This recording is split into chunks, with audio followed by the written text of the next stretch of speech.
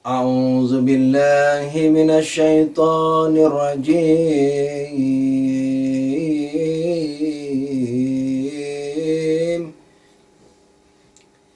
بسم الله الرحمن الرحيم. أستغفر الله ربي وأتوب إليه. Kita istighfar dulu supaya melupakan semua urusan selain Karbala ini sambil mensucikan hati kita dan jiwa kita. Astaghfirullah Rabbi wa atubu ilaih. Astaghfirullah Rabbi wa atubu ilaih.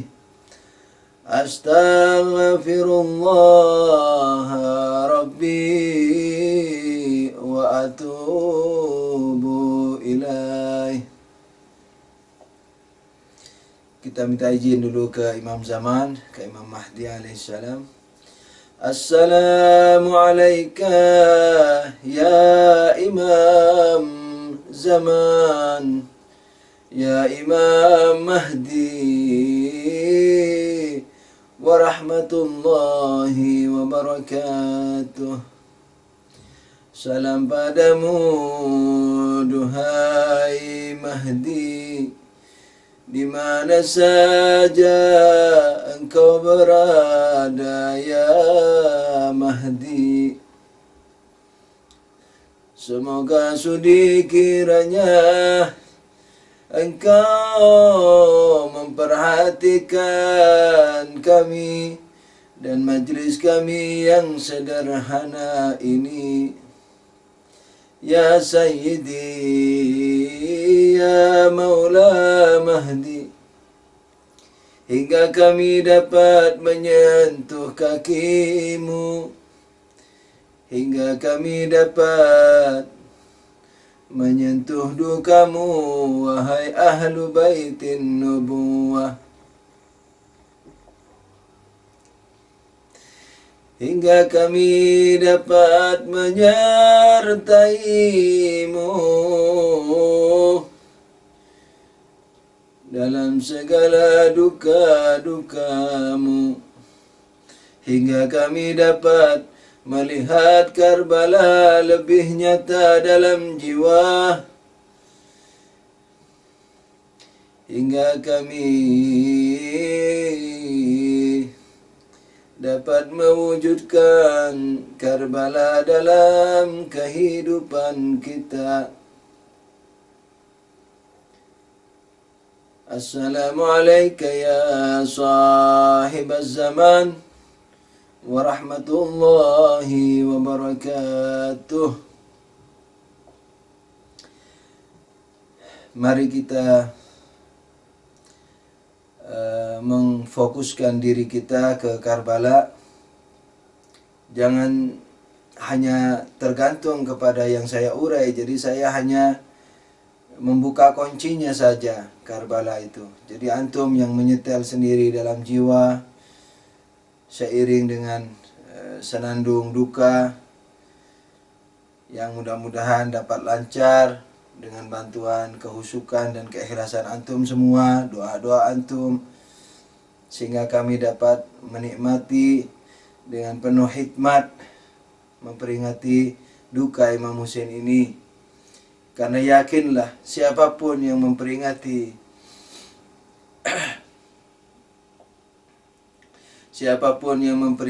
Imam Hussein ini akan mendapat perhatian dari segenap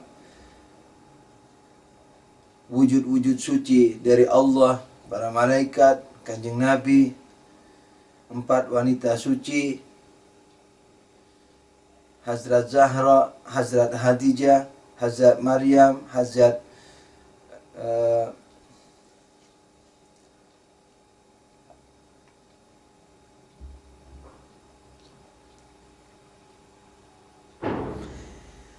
Hazrat Masiyah, Hazrat Asia, maaf, Hazrat Asia alaihimussalam jami'an.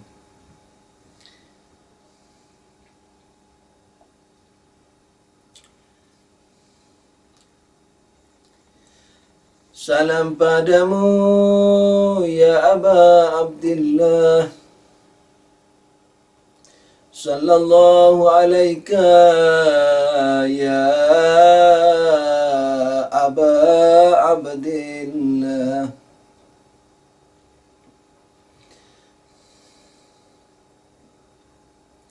Sallallahu alaika ya Aba Abdillah, sallallahu alaika ya Aba Abdillahil Husain.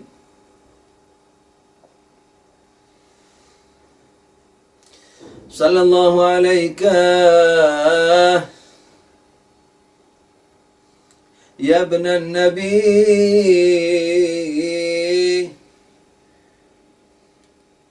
wa ya ibna Ali. Sallallahu alaika ya ibna Zahra.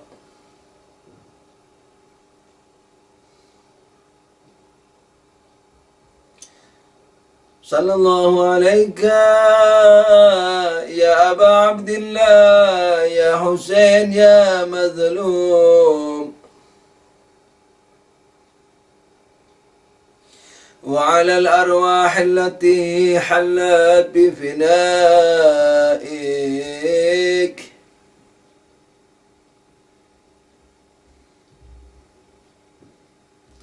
صلى الله عليك يا حسين يا حسين يا حسين يا حسين، وعلى أبنائك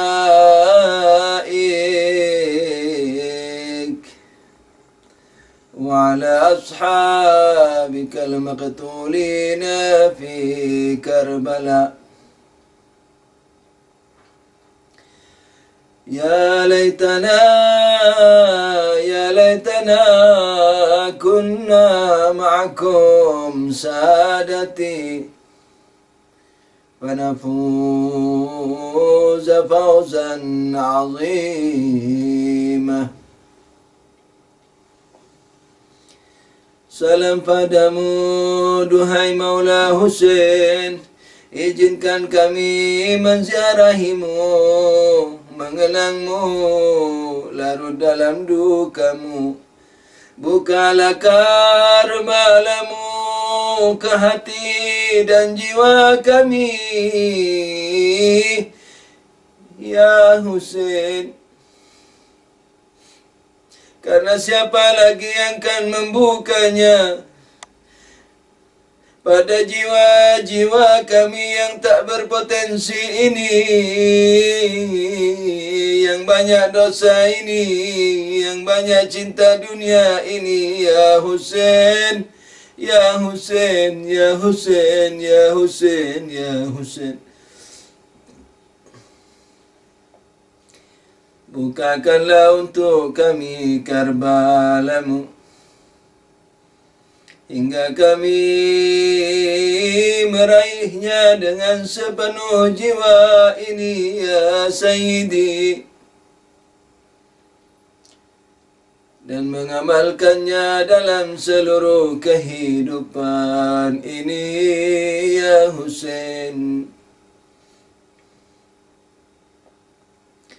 Salam padamu ya putra Nabi, salam padamu duhai putra Ali, salam padamu duhai putra Zahra ya Husain, ya Husain, ya Husain, ya Husain, ya Husain, ya Husain.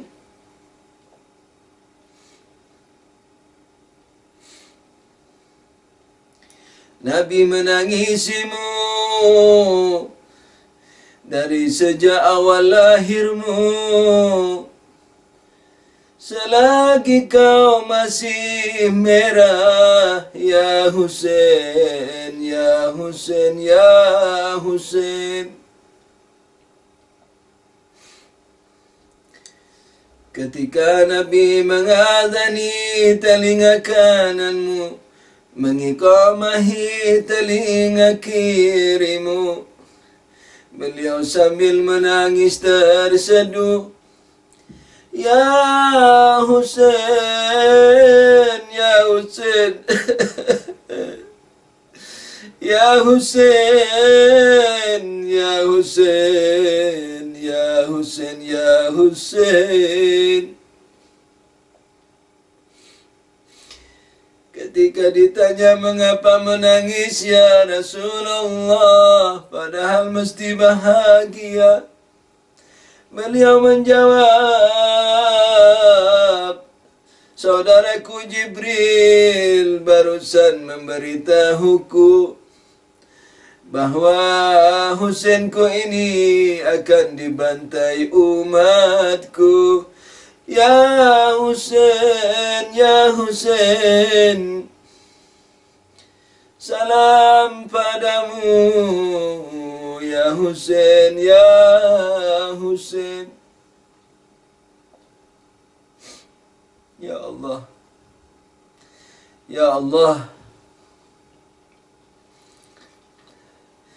Pada malam 10 Muharram, Imam Husain alaihi salam mengumpulkan para sahabatnya.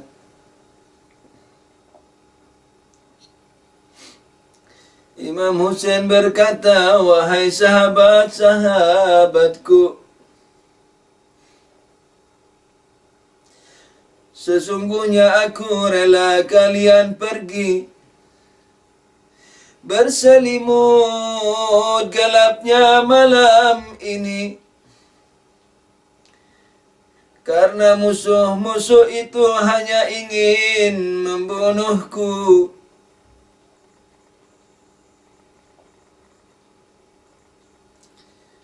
Kalau kalian pergi, aku rela sebagai imammu. Aku ridha kepada kalian, maka pergilah. Apa yang dijawabkan oleh sahabat Imam Husain? Ya, ada yang berkata, ya Maula Husain,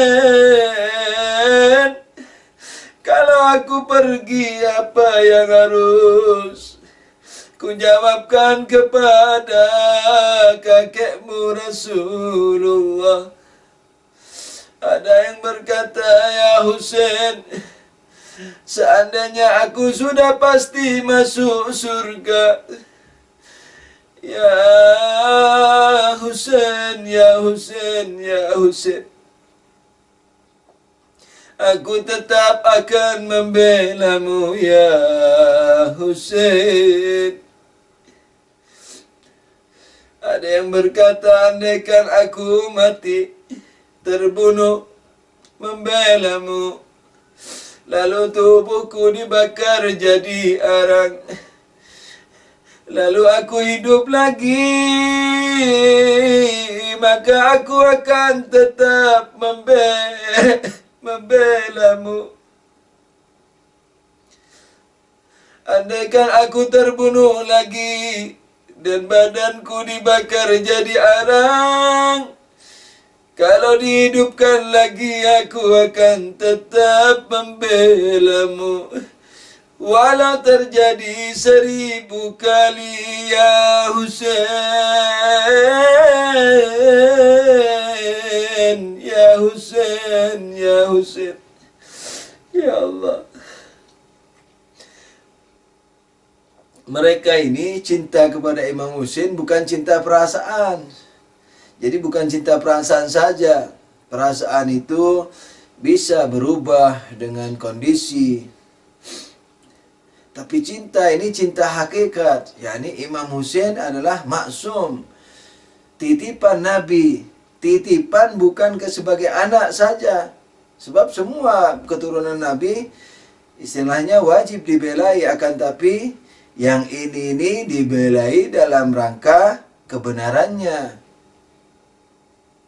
kemaksumannya. Jadi mereka para sahabat ini sudah sampai ke hakikat itu. Walaupun hakikat ini sering dirusai oleh umat Nabi sendiri, baik yang mengaku Syi'i, baik yang mengaku Syiah, yakni bukan orang Syiah semuanya memahami ini, tapi kita yang baru menjadi Syiah ini kadang-kadang sok memahami. Sehingga hakikat ini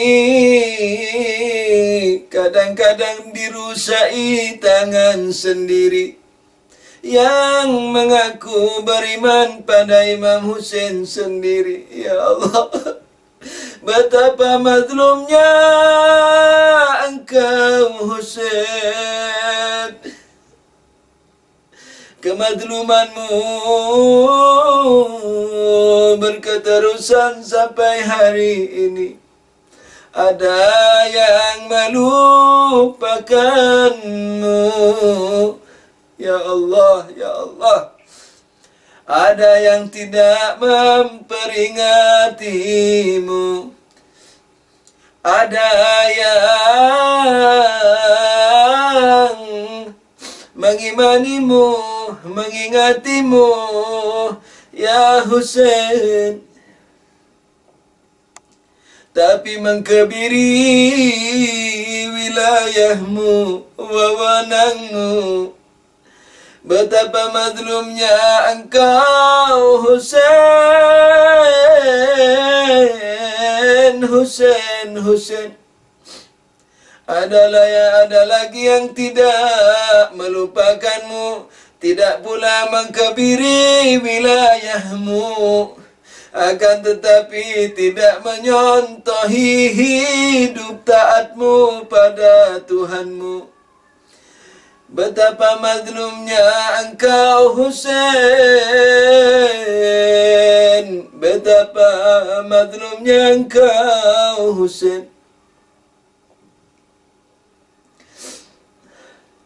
Saya menjadi teringat ketika Imam Husain sudah dibantai.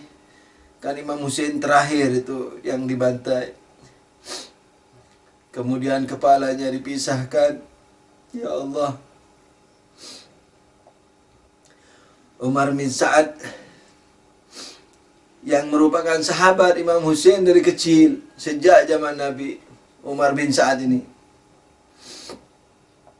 yang menjadi jenderal peperangan Karbala atas nama Gubernur Kufah Ubaidillah. Dan Ubaidillah gubernur dari arah Yazid. Umar bin Sa'ad telah dijanjikan kepadanya kalau berhasil membantai Imam Husain akan dijadikan gubernur di daerah Rai dekat Tehran. Rai ini terkenal dengan pertanian gandumnya yang paling bagus di seluruh Timur Tengah. Jadi kaya. Begitu serakahnya, begitu buru-burunya Umar bin Sa'ad ini, segera menyuruh Khali untuk mengantar kepala Imam Husain ke ibu kota Kufah.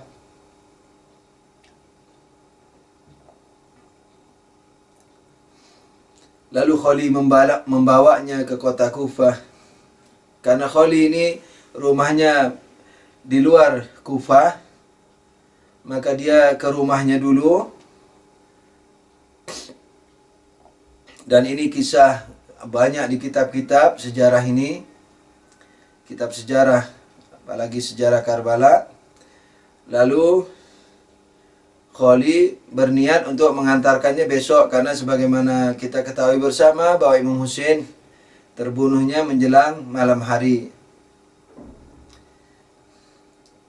sore menjelang malam. Lalu Kholi ketika masuk rumahnya, karena istrinya itu pencinta kepada Ahlul Bait, maka Kholi menyembunyikan kepala itu di tempat pembuatan roti yang kosong, yang sudah tidak dipakai lagi. Kemudian Kholi menjumpai istrinya, tapi tengah malam istrinya melihat ada cahaya yang keluar dari salah satu tempat di rumahnya itu. Cahaya menembus sampai ke langit. Ya Allah. Istri Kholi itu, mengapa istri Kholi dapat melihat, tahu kenapa? Dan orang lain tidak melihatnya.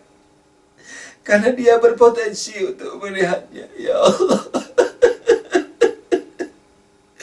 Karena dia pencinta hakiki Ahlul Bait. Walaupun punya suami seperti itu, tapi dia tidak tahu suaminya seperti itu. Lalu istrinya itu mencari pusat atau sumber cahaya tersebut. Lalu ternyata dia mencuat dari sebuah tempat atau alat membuat roti. Membuat roti itu kayak gentongan gitu. Lalu dipanasi, lalu tepung yang sudah ditipiskan ditempelkan di dinding gentongan itu. Kalau sudah matang baru diambil dan dimakan. Itu makanan pokok Timur Tengah yang jarang makan nasi atau lebih utama makan roti tersebut.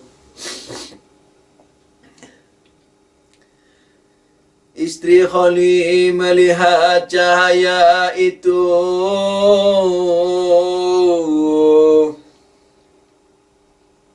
dan ia pun jatuh pingsan. Dalam pingsannya itu dibukakan hakikat kasyaf oleh Allah. Dia melihat kerumunan para malaikat berdatangan. Lalu di antara mereka berkata, berikan jalan, berikan jalan. Ya Allah. Berikan jalan, berikan jalan. Lalu dari tengah kerumunan malaikat itu keluarlah beberapa wanita. Keluarlah beberapa wanita berbaju hitam. Yang satu mendekati tempat pembuatan roti itu, yang seperti gentongan itu. Ya Allah. Tangannya memegangi pinggiran gentongan pembuatan roti. Matanya menangiskan air mata darah. Ya Allah.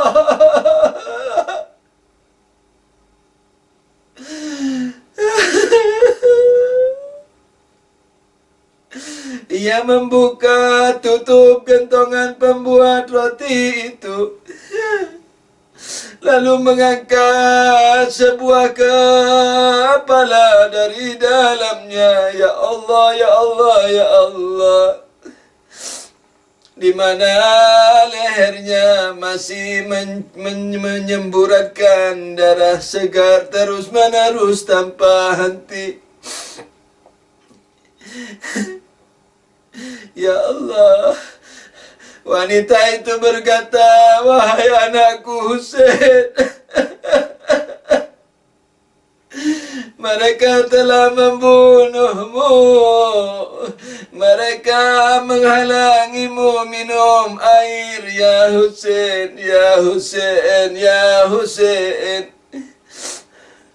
Lalu istri Khalid mendengar suara bahwa yang berkata itu adalah Bunda Fatimah. Yang 3 orang wanita lainnya adalah Siti Khadijah, Siti Maryam, dan Bunda Asia, dan Siti Asia. Itulah yang saya katakan kepada antum tadi. Kalau antum memperingati dengan khidmat duka Husain ini, insya Allah mendapat perhatian dari mereka semua. Bertawassullah dalam jiwa. Jangan lupakan saudaramu ini dalam doa antum. Tidak ada hajatku yang paling utama kecuali ingin diterima Allah, diterima Nabi, diterima Ahlul Bait. Tidak melakukan apapun perbuatan yang menyakiti mereka. Ya Husain madlum, ya Husain madlum, ya Husain madlum. Semua. Ya Husain madlum, ya Husain madlum,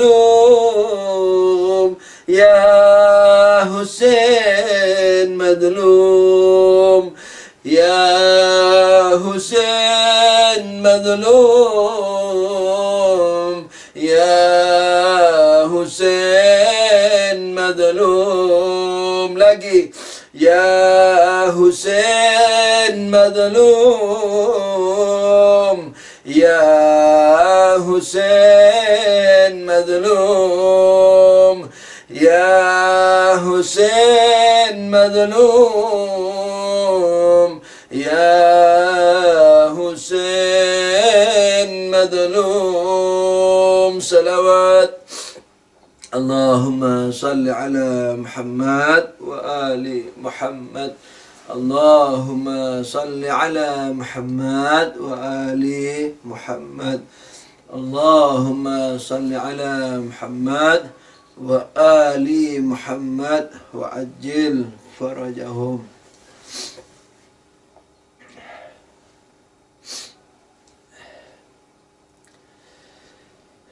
Terima kasih telah khidmat, dengan khidmat menyertai kami, dan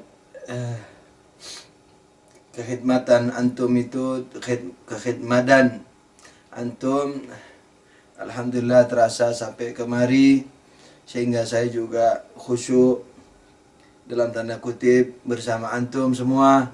Semoga kidung-kidung duka dan penyertaan antum ini betul-betul diterima oleh Allah Subhanahu wa taala, betul-betul membuat Rasulullah dan Ahlul Bait meridai kita, merestui kita,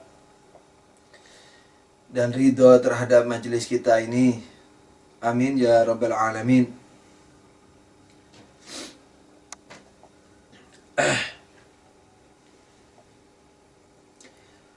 Untuk kajian ilmiahnya, kita sudah membahas banyak hal. Saya bacakan dulu ayatnya sebagai tabarruk. A'udzubillahi minasyaitonirrajim. Bismillahirrahmanirrahim. Huwallazi khalaqakum min turabin thumma min nutfatin thumma min 'alaqatin thumma yukhrijukum tifla thumma ashuddakum thumma litakunu syuyukha wa minkum man yatawaffa min qabl walitablugu ajalan musamma wala'allakum taqilun. Di surat yang lain, Fa idza sawaituhu wa nafakhtu fihi min ruhi faqa'u lahu sajidin. Dia Allah yang telah menciptakan kalian dari tanah, kemudian dari mani, kemudian dari lintah, kemudian mengeluarkan kalian berbentuk anak kecil, kemudian kalian mencapai dewasa, kemudian kalian menjadi tua.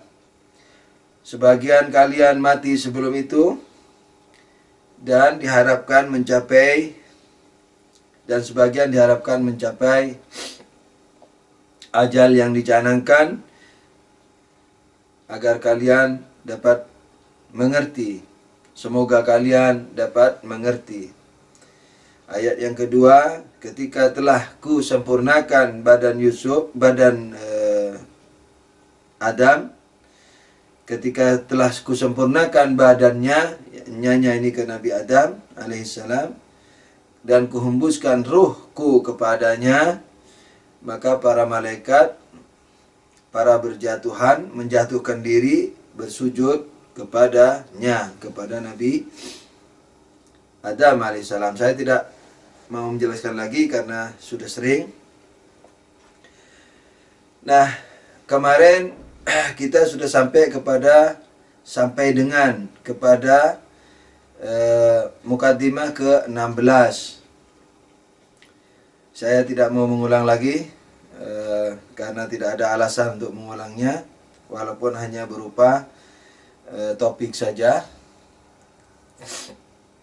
Jadi saya akan teruskan, semoga antum ingat terhadap bahasan-bahasan yang telah lalu. Setelah kita mengerti tiga alam, ya, akal, barzah dan materi atau jabarut, kemudian malakut dan nasut, atau malaikat tinggi, malaikat sedang, dan materi.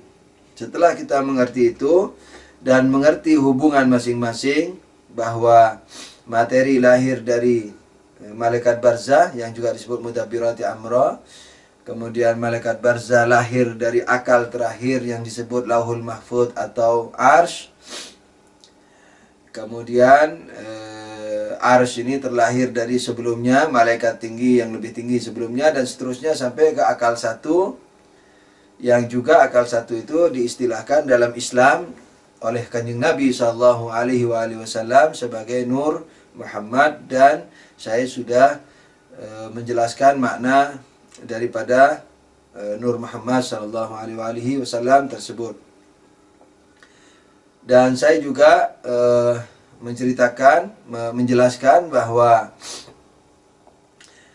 yang layak menjadi khalifah itu hanya siapa? Hanya manusia. Karena ruh manusia ini membentang antara materi sampai ke akal satu. Jadi dia layak jadi khalifah Allah. Khalifah Allah yakni apa? Yakni mengurusi makhluk sesuai dengan kehendak Allah, menjadi wakil Allah untuk mengurusi semua makhluk. Nah, kenapa Allah tidak mengurus langsung? Nah, itu yang tahu hanya Allah. Akan tapi begitulah dalam ayat-ayat dan dalam Al-Quran, seperti yang dijadikan sumpah para malaikat kan, mudabbirati amra. Jadi yang mengurus bumi ini para malaikat, bukan Tuhan. Tapi para malaikat itu apa? Tidak pernah terlepas dari Tuhan dan perintah Tuhan. Tidak seperti keyakinan Hindu yang mengatakan mereka ini secara umumnya yang kita dengar, keyakinan mereka adalah apa? Bahwa mereka ini memiliki, sudah diberi ikhtiar, bebas, mandiri, makanya disebut dewa. Kalau kita karena tidak mandiri, kita nyebutnya malaikat. Kalau filosof menyebutnya Tuhan spesies, ini pengurus esensi-esensi. Tuhannya T kecil ya, jadi bukan dewa. Nah, ini untuk kepengurusan alam materi. Yang tahu rahasianya hanya Allah. Sudah tentu jawabannya seperti yang sudah sering diterangkan, yaitu ketidakpotensian materi untuk berhubungan langsung dengan Allah yang maha tidak terbatas, yakni maha tidak terangkap. maha tidak terbatas. Lah kita maha terbatas, maha terbanyak rangkapannya. Satu butir jagung aja sudah miliaran. Kan gitu, miliaran atom, triliunan atom, triliunan separuh atom, triliunan neutron. Jadi kalau dibagi lagi atom itu masih ada 3 unsur kurang lebih ya, proton, neutron, dan elektron. Jadi masih triliun-triliun lagi dari sebuah jagung. Nah, hal yang kecil saja seperti itu tidak layak disentuh langsung, diurus langsung oleh Allah Subhanahu wa taala, apalagi alam semesta materi yang tidak bisa dihitung jumlah miliaran atau triliunannya itu. Sallu ala Nabi, Allahumma salli ala Muhammad wa ali Muhammad. Karena itulah maka diperlukan perantara untuk mengurusi langsung makhluk materi yang disebut mudabbirati amra. Nah, sekarang permasalahannya bagaimana dengan mudabbirati amra itu sendiri? Apa diurus langsung? Nah, sudah tentu diurus oleh Arash sebagai akal satu. Nah, bagaimana dengan semua ini? Yakni Arash, barzah, malaikat tinggi terendah, yaitu akal terakhir atau pertengahan dan seterusnya. Siapa yang mengurusi langsung mereka? Nah, sudah tentu jawabannya siapa? Jawabannya Khalifatullah. Karena itu para malaikat menginginkan Khalifatullah ini, padahal para malaikat sudah banyak memiliki, masing-masing sudah memiliki derajat yang tinggi, penjaga aras, penjaga lauhul mahfud, penjaga ya lauhul mahfud itu sendiri malaikat, kemudian penjaga surga, penjaga neraka, Jibril, penjaga wahyu segala macam dan seterusnya. Nah, kenapa masih ingin derajat khalifah? Karena derajat khalifah ini besar, lebih besar dari derajat mereka.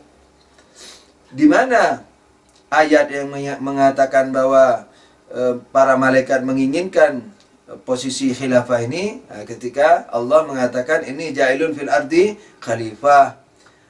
Kan Allah mengatakan kepada malaikat, wahai para malaikat, aku ingin mencipta khalifah di muka bumi.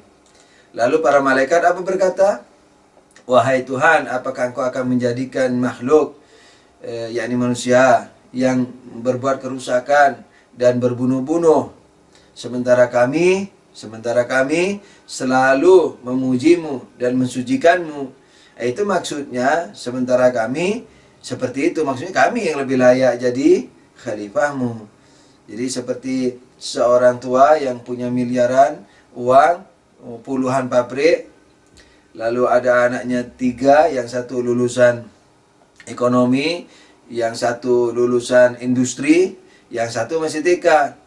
Lalu ayahnya ketika mati berwasiat, wahai anak-anakku yang 3, aku serahkan semua harta, kepengurusan harta dan pabrik, puluhan pabrik itu kepada kalian yang paling bungsu, yang masih TK.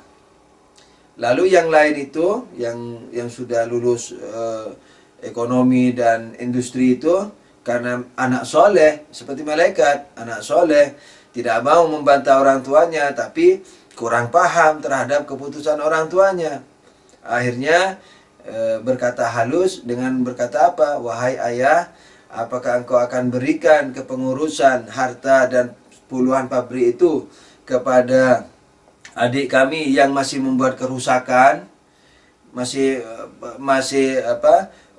kadang-kadang memecahkan TV, memecahkan komputer, memecahkan tablet, jadi membuat kerusakan. Sementara kami, yang satu lulusan industri dan yang satu lulusan ekonomi. Nah, jadi maksudnya, jadi kami lebih cocok begitu. Nah, para malaikat yang sudah tinggi-tinggi itu pun bukan yang ulia ya, yang maksudnya yang di malaikat barzah ini, setinggi apapun di malaikat barzah itu menginginkan makam khalifah ini.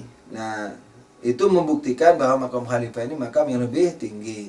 Karena malaikat tidak mungkin mampu mengerti, maka Allah tidak menjelaskan alasannya, cuman mengatakan inni a'lamu ma la ta'lamun. Aku tahu apa yang kalian tidak tahu. Sudah, akhirnya diam. Nah, jadi para malaikat diam dan menerima kenyataan ini. Nah, jadi makam khalifah ini tinggi. Nah, khalifah ini khalifatullah. Jadi bukan khalifah mengurus bumi, mencangkul apa segala macam. Kalau hanya mencangkul, ngapain para malaikat menginginkan makom itu? Jadi makom ini adalah makom wakil Tuhan untuk mengurusi seluruh makhluk Tuhan. Nah, karena itu ketika manusia ini, manusia sempurna, ruhnya terus naik sampai ke akal satu, nah, maka dia dapat berhubungan dengan akal satu langsung, dengan akal dua langsung, akal tiga sampai ke arsy, ke akal akhir. Begitu juga berhubungan dengan barzah, begitu juga dengan berhubungan dengan roh-roh materi yang lain. Begitu. Nah, ini dapat disimpulkan, kesimpulan ini sudah dapat disimpulkan dengan mudah dengan melampaui mukaddimah-mukaddimah sampai ke 16 mukaddimah sampai dengan malam tadi. Nah, sekarang kita akan sedikit mengurai manusia ini secara cepat, tapi pedomannya yang sudah saya katakan tadi ini. Jadi tidak ada hal yang baru, tapi perlu perhatian. Yang ke-17,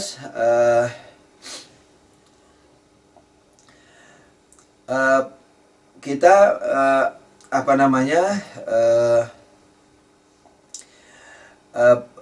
mukaddimah yang sallu ala nabi, Allahumma salli ala Muhammad wa ali Muhammad. Mukaddimah ke-17 ini adalah apa? Premis atau pernyataan, bukan premis, kalimat berita lah, walhasil diterangkan menerangkan ya. Kalau premis itu suatu kalimat yang digunakan untuk argumentasi sehingga mau menyimpulkan setelah itu. Tapi ini walaupun memang untuk argumentasi, tapi proposisi lah. Nah, jadi kalimat, jadi proposisi, suatu pernyataan, dakwaan. Nah, yaitu apa? Bahwa manusia dicipta untuk kesempurnaan. Nah, alasannya apa? Alasannya bahwa Allah itu maha tidak terbatas, maha sempurna, maha alim, maha bijaksana.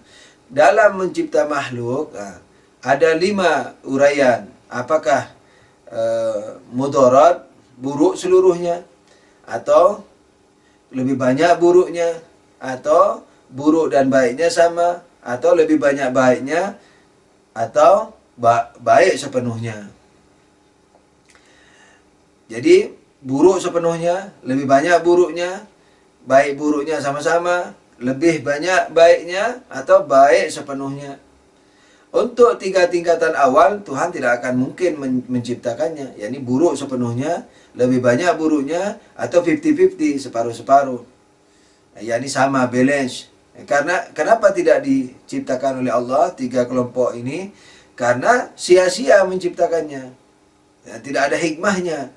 Sementara Allah katanya maha hakim, maha hikmah, maha bijaksana. Apa kebijakan dari mencipta yang buruk seluruhnya, lebih banyak buruknya, atau sama antara baik dan buruknya? Jadi yang dicipta Tuhan 2 kelompok. Satu, yang baik seluruhnya, nah, itu yang non materi, baik seluruhnya itu. Kemudian materi. Materi ini kebanyakan baiknya, tapi ada mudaratnya. Makanya Allah menyuruh kita, a'udzubillahi minasyaitonirrajim, qul a'udzu birabbil falaq min syarri ma khalaq. Berlindunglah kamu, katakanlah berlindunglah kamu kepada Tuhan dari keburukan ciptaannya. Keburukan ciptaannya itu maksudnya efek samping. Kayak ular, efek sampingnya dia diciptakan untuk tujuan tertentu yang lebih banyak baiknya, tapi ada efek sampingnya, yaitu kita dipatuk, digigit oleh dia, dan kita bisa sakit atau bahkan bisa mati. Babi diciptakan untuk kebaikan di tempat lain, tapi mudarat buat kita kalau dimakan, makanya diharamkan, dan seterusnya. Manusia juga begitu, lebih banyak baiknya, tapi dia juga bisa memiliki mudarat. Walhasil kebaikan daripada naturalnya ya, kebaikan natural daripada makhluk materi ini lebih banyak dari efek sampingnya. Nah, karena itu dia diwujudkan sebagai rahmat. Nah, sebab kalau tidak diwujudkan, maka Allah bakhil, atau tidak tahu, atau lupa, atau malas. Di mana semua itu tidak mungkin terjadi kepada Allah. Bakhil yakni apa maksudnya? Kalau Tuhan menghindari keburukan yang sedikit, ya kan? Keburukannya sedikit, tapi meninggalkan kebaikan yang banyak nih. Berarti Tuhan menyia-nyiakan kebaikan yang banyak. Berarti terbalik. Yakni berarti Tuhan mau melakukan keburukan yang lebih banyak. Begitu, karena tidak mencipta sesuatu yang memiliki efek samping 10% itu memang baik kan? Baik, tidak menghindari 10% efek sampingnya. Tapi meninggalkan kebaikan 90% itu jelek demi yang 10% tadi. Nah, kalau jelek berarti Tuhan melakukan kejelekan. Kalau begitu Tuhan berarti ada beberapa kemungkinan. Tuhan tidak tahu kalau itu jelek. Tuhan tahu tapi malas. Emoh, kata orang Jawa, malas. Atau tahu tapi bakhil, takut berkurang kekayaannya, maka tidak dibuat. Tahu tapi lupa. Tahu tapi main-main aja, iseng, tidak dibuat. Ini semua tidak mungkin terjadi pada Allah yang Maha Mulia. Nah, dengan demikian berarti Allah mencipta yang lebih banyak baiknya walaupun memiliki efek samping. Nah, salah satu daripada efek-efek ini adalah tujuannya. Ya, salah satu daripada kebaikan adalah tujuannya. Bukan efeknya ya, jadi tujuannya. Kenapa? Karena kalau tidak memiliki tujuan kebaikan, berarti sia-sia. Jadi dari akarnya, dari dasarnya sia-sia penciptaan. Nah, sudah tentu dalam uraian para ulama di sini terjadi perbedaan tipis. Yang penting bahwa penciptaan ini ada maslahatnya, kebaikannya, di antara bertujuan kebaikan. Di antaranya. Sementara perbedaan tipis itu mungkin insyaallah diterangkan nanti ditanya jawab. Secara global adalah sebagian ulama ilmu kalam mengatakan bahwa kan ada pertanyaan nih, Tuhan dalam mencipta punya tujuan apa tidak? Kalau tidak punya tujuan, sia-sia berarti.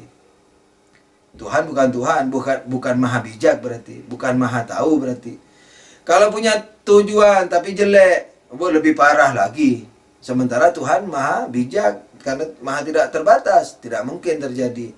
Kalau begitu punya tujuan. Tujuannya kebaikan, sudah pasti tidak mungkin keburukan. Dan tujuannya tidak kembali kepadanya. Karena kalau kembali kepadanya, untuknya berarti dia masih terbatas, memerlukan kebaikan tambahan. Sementara Tuhan maha tidak terbatas. Dengan demikian maka kalau ditanya apakah Tuhan punya tujuan dalam mencipta? Nah, sebagian ulama ilmu kalam mengatakan punya tujuan. Kalau ditanya tujuannya kebaikan apa keburukan? Sudah tentu kebaikan. Kalau ditanya kebaikannya ini kembali kepada Allah atau kembali kepada makhluk? Jawabannya sudah tentu kepada makhluk. Karena kalau tidak bertujuan berarti jelek, kalau bertujuan jelek berarti jelek, kalau bertujuan baik untuk dirinya berarti jelek. Jadi bertujuan baik untuk makhluknya. Sementara ulama lain yang filosof dan arif mengatakan bahwa menyampaikan kebaikan kepada makhluk ini juga merupakan tujuan, suatu perbuatan, suatu perbuatan. Kan kamu bertanya tadi wahai ulama kalam bahwa apakah dalam penciptaan ini punya tujuan? Kamu katakan punya, tujuannya baik dan untuk makhluknya. Kan gitu. Nah, sekarang berarti Tuhan menyampaikan kebaikan. Jadi dalam mencipta ini berarti Tuhan ingin menyampaikan kebaikan pada makhluk. Sekarang saya mau tanya, menyampaikan kebaikan kepada makhluk ini perbuatan atau bukan? Sudah tentu perbuatan. Nah, dalam perbuatan ini tujuannya apa Tuhan? Kalau dijawab menyampaikan kebaikan, juga ditanya lagi. Yang kedua, yang ketiga sampai tidak terbatas. Karena itu jawabannya tidak sempurna. Jawaban yang sempurna adalah Tuhan dalam mencipta makhluk ini tidak punya tujuan kecuali satu, yaitu dirinya. Kebalik ini. Kalau tadi ilmu kalam mengatakan bukan untuk dirinya, tapi ini untuk dirinya. Nah, akan tapi untuk ini berbeda. Kalau tadi di ilmu kalam maksudnya untuk dirinya itu kebaikan selain Tuhan. Jadi menyampaikan makhluk kepada kebaikan, di situ kebaikannya selain Tuhan, dan karena itu kebaikannya untuk makhluk. Tapi kalau di sini tujuan baik itu, jadi tujuan baiknya itu yakni Allah itu. Karena ketika Allah masih sendiri, makom sendiri ya, Allah tidak pernah sendiri. Allah selalu mencipta. Dalam pembahasan lain itu akan diterangin insyaallah. Jadi Allah dalam tidak pernah tidak mencipta. Nah, tapi dalam tingkatan makomnya sebagai Allah, yakni dalam kesendiriannya itu, dalam makom kesendiriannya itu, nah, kan tidak ada tujuan tuh. Kalau ada tujuan berarti ada makhluk, karena selain Allah berarti. Kan gitu. Nah, dalam makom yang tidak ada selain-selain itu berarti tidak mungkin ada tujuan selain dirinya sendiri. Jadi Allah mencipta makhluk ini untuk kebaikan, dan kebaikan itu adalah dirinya sendiri, yakni untuk dirinya sendiri. Tapi bukan makhluk loh untuk Tuhan, untuk dia. Jadi orang belum ada makhluk kok. Dia mencipta untuk dia sendiri, yakni apa? Allah kan tahu bahwa dia maha kuasa, maha mampu memberi, maha mampu menyantuni, maha mampu memberi maaf, maha mampu memberi rezeki, maha kuasa, maha ini, maha ini. Nah, Tuhan karena dia tahu dirinya seperti itu, maka diwujudkanlah apa-apa yang dia mampu itu. Jadi Allah karena menyukai dirinya, karena tidak ada lagi yang istilahnya yang bisa mempengaruhi Allah, karena tidak ada makhluk, belum ada makhluk dalam makam itu, maka Allah menyukai dirinya. Nah, ketika menyukai dirinya, ketika ini pinjam lah ya, tidak ada waktu itu, tidak ada ketika zaman itu. Di makom itu tidak ada ketika. Maksudnya ketika kita paham bahwa Allah menyukai dirinya, sementara dirinya itu adalah zat yang mampu mencipta, maka Allah mencipta. Begitu. Jadi tujuan penciptaan ini adalah Allah sendiri, gitu. Sekarang pertanyaannya, apakah ada hikmahnya? Apakah ada punya hikmah atau mudarat mencipta makhluk ini? Sudah tentu jawabannya ada hikmahnya. Karena kalau tidak ada hikmahnya berarti kan 5 tadi itu kan. Nah, jadi baik buruk keseluruhan, lebih banyak buruknya, 50-50, lebih banyak baiknya atau banyak keseluruhannya. Nah, kalau mencipta yang 3 pertama itu berarti apa? Tuhan tidak bijaksana. Tuhan tidak maha tahu. Berarti Allah hanya mencipta yang 2 ini. Yang 2 kelompok ini sudah pasti banyak hikmahnya. Begitu. Nah, jadi tidak ada buruknya mencipta ini. Seluruhnya kebaikan dan hikmah. Begitu. Yang materi memiliki efek samping, tapi tidak akan bisa mengalahkan hikmahnya itu, yang lebih besar itu. Nah, yang lebih banyak itu. Shallu ala Nabi, Allahumma shalli ala Muhammad wa ali Muhammad. Nah, dari pembahasan itu, salah satunya adalah penujuan daripada makhluk itu. Jadi salah satu hikmahnya, bukan tujuan penciptaan nih ya. Jadi tujuan daripada makhluk itu sendiri. Ya kalau tidak punya tujuan kan berarti sia-sia juga Tuhan mencipta. Sementara itu tidak mungkin. Jadi manusia atau makhluk harus punya tujuan. Makhluk, seluruh makhluk. Nah, tujuannya sudah pasti kebaikan. Bukan penciptaan Allah loh ya. Jadi penciptaan Allah, alasan Allah mencipta karena dirinya sendiri. Karena dia melihat dirinya maha mampu, maka dan menyukai dirinya, sudah pasti setiap sesuatu menyukai dirinya, maka menyukai perbuatannya, menyukai kemampuannya, maka diciptakanlah ciptaan ini. Tapi untuk manusia, untuk ciptaannya harus diberi tujuan. Nah, kalau tidak diberi tujuan berarti sia-sia, sebagaimana tadi itu, dimana tidak mungkin dilakukan oleh Allah Subhanahu wa Ta'ala. Nah, penujuan atau pemberian tujuan kepada makhluk ini sudah tentu harus kebaikan. Nah gitu. Harus berupa kebaikan. Dan kebaikannya apa? Kebaikannya adalah kesempurnaan baginya. Nah, dalam hal penciptaan manusia ini, kesempurnaannya apa? Nah, sesuai dengan akal, argumentasi akal dan Quran, hadis, yang insya Allah dibahas di tempat lain yang lebih rinci, karena ini peringatan Asyura. Mau cepat-cepat saja. Nah, kesempurnaannya apa?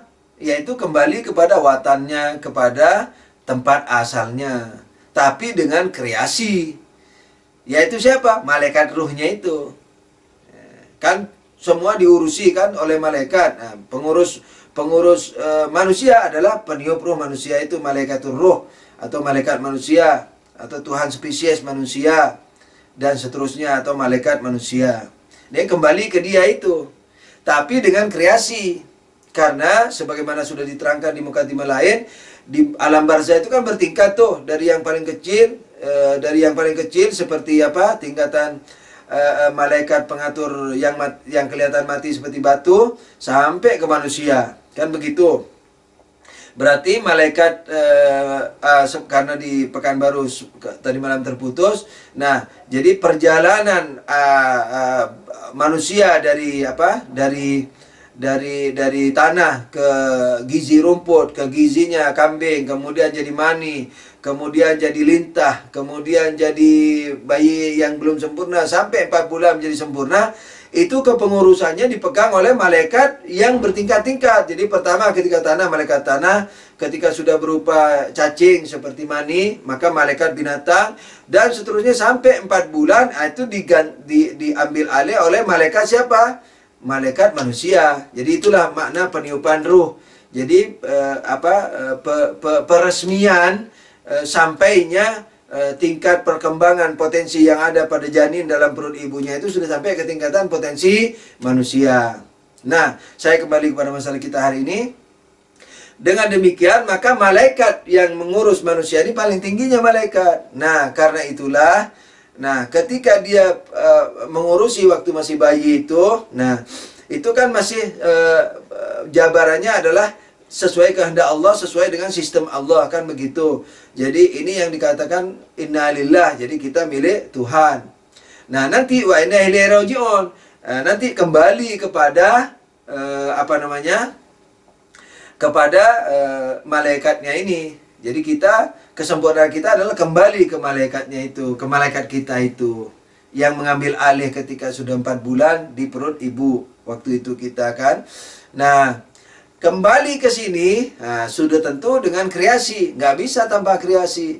Kalau tidak berkreasi, kita mandek.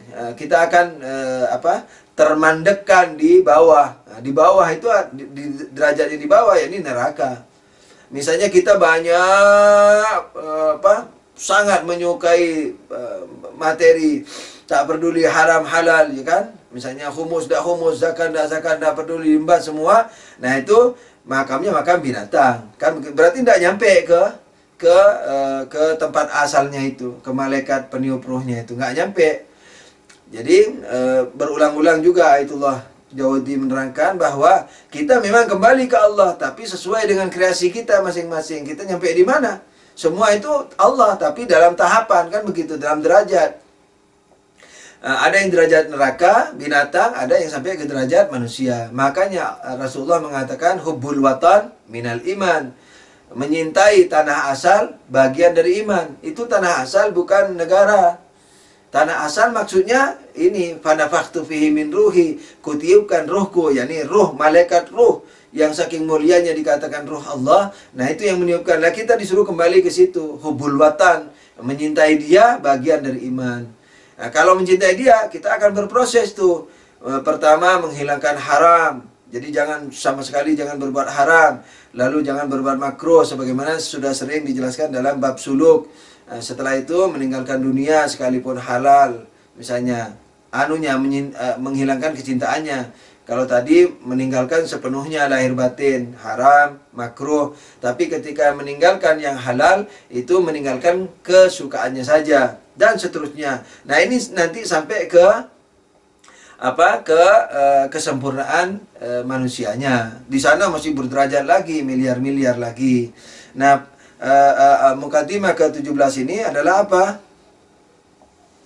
Manusia ini dicipta untuk sempurna. Untuk sempurna, ya ini manusianya, bukan perbuatan Tuhan. Perbuatan Tuhan dalam mencipta, ya karena dirinya, karena diri Tuhan sendiri. Karena Tuhan mengetahui, menyintai dirinya, menyukai dirinya, menyenangi dirinya, dan dirinya mampu menciptakan manusia. Tujuan pembuatan manusia yang dilakukan Tuhan adalah diri Tuhan sendiri. Tapi tujuan atau hikmah daripada makhluk ini supaya tidak sia-sia sudah pasti apa? memiliki sasaran. Dan sasarannya sudah pasti harus kebaikan. Nah, kebaikan di sini adalah apa? Kembali kepada negeri asalnya. Ya, hubbul watan minal iman. Sallu ala nabi, Allahumma salli ala Muhammad wa ali Muhammad.